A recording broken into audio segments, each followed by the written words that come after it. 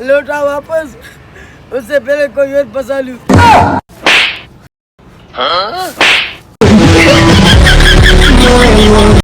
Guys, मैं काफी दिन से सोच रहा हूँ, जैसे ही दिन खत्म हो रहा है रात शुरू हो रहा है। वॉशिंग मशीन से दोस्ती और झाड़ू से प्यार, यही तो होता है पापा की परियों का हफ्ता और इतवार।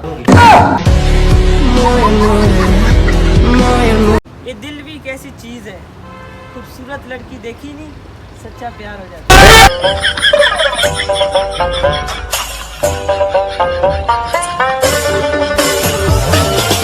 बहुत बड़ा बदमाश था यार, बस क्या कर। शरीफ अस्सलाम वालेकुम गाइस, ये मेरा फैन है, दुबई से मुझे मिलने है। ये आपका फैन है? हाँ, ये तुम बड़ा बहुत मूड है, तुम बड़ा टिकटॉकर बन गया यार। ऐसा कोई बंदा नहीं मिला, ये फैन तुमको मिला है? हमारा बड़ा फैन है।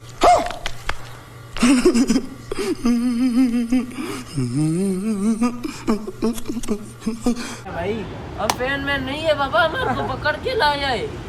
छोड़ो बाबा।